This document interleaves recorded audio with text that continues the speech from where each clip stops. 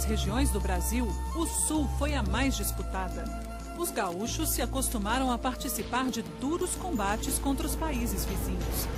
Essas disputas fizeram com que a província de São Pedro do Rio Grande do Sul tivesse alguns dos melhores generais do país.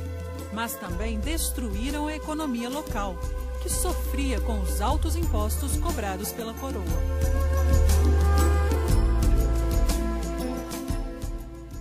Foi nesse clima que Bento Gonçalves da Silva cresceu.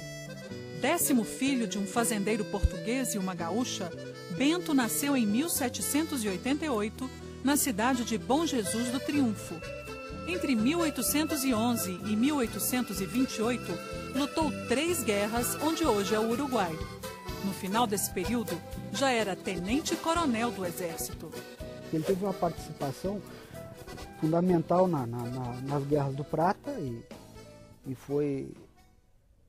Dali ele ganhou o posto de comandante da Guarda Nacional, que é um posto político. Não só pelas qualidades militares dele, mas pelas qualidades políticas dele. Nesta época, o país passa por um período de agitação. Em 1831, Dom Pedro I abdica ao trono. Sem o imperador, a insatisfação aumenta em várias províncias. No sul, além dos impostos na exportação do charque e na importação do sal, a justiça corrupta e as ideias libertárias francesas e norte-americanas preparam o terreno para uma revolta. O Rio Grande fica dividido entre os conservadores, chamados de caramurus, e os liberais, defensores do federalismo e da república.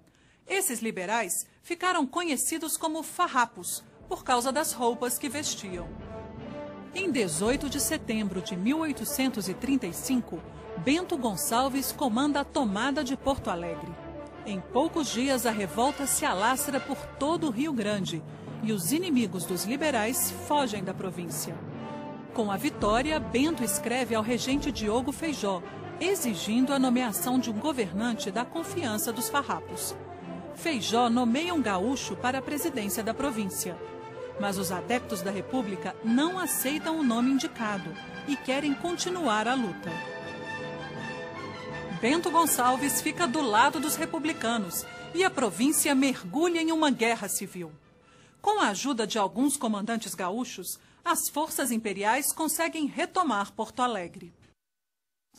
Na tentativa de recuperar a capital gaúcha, Bento sofre uma emboscada e é levado preso para o Rio de Janeiro e depois a Salvador. Mas em setembro de 1837, ele consegue fugir e 2 meses depois chega ao Rio Grande. De volta ao campo de batalha, ele já não é apenas o comandante da Revolução. Enquanto estava fora, o general Antônio de Souza Neto proclamou a República Rio-Grandense e a maioria das câmaras municipais elegeu Bento presidente dos gaúchos. Ele era um grande estancieiro, era um hábil político e um hábil comandante militar também, e encarnava em si as qualidades de ser um bom gaúcho, ser um homem de a cavalo, né? E de ser, além disso, de ser uma pessoa honrada, uma pessoa de prestígio, de palavra também, né? E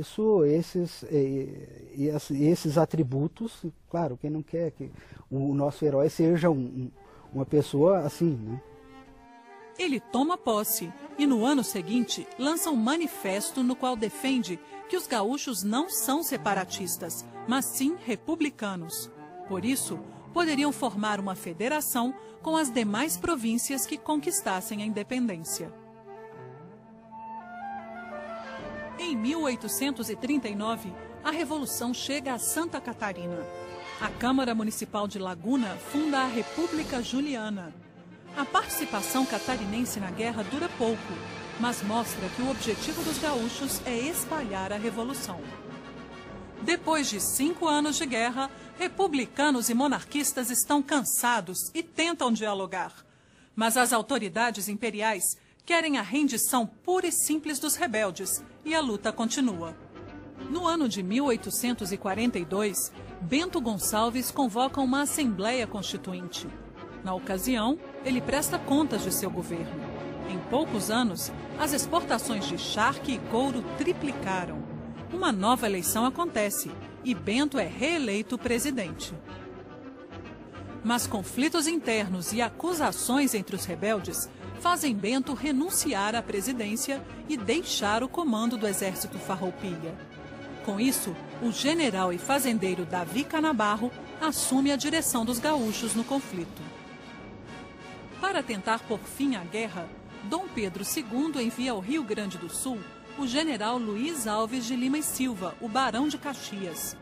O general acumula as funções de presidente e comandante militar da província e inicia uma campanha contra o exército Farroupilha.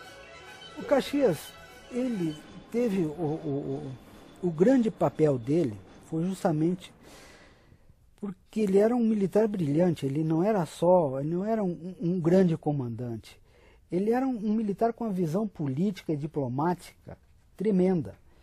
E ele, quando ele foi, outra pessoa jamais iria conseguir pacificar o Rio Grande do Sul.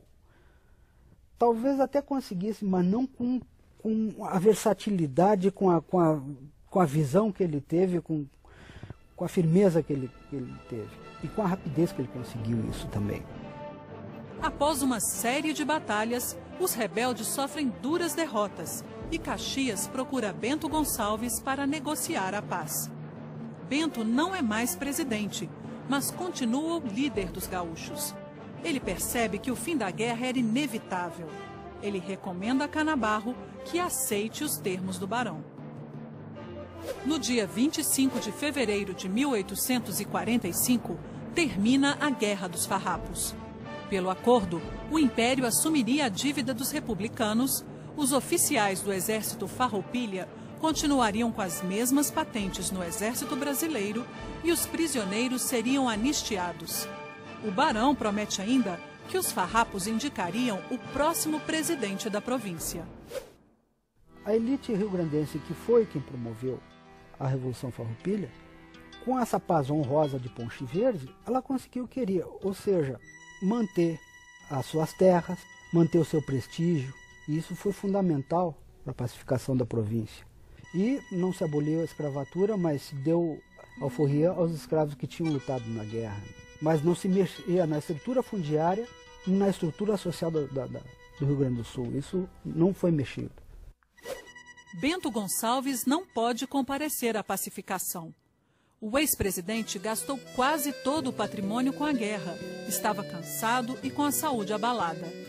Ele morre em 18 de julho de 1847, quando passava pela cidade de Pedras Brancas. Idealista e libertário, Bento Gonçalves foi o grande chefe da Revolução Farroupilha. Ele defendeu que o país se tornasse uma república federativa e, por isso, é um dos construtores do Brasil.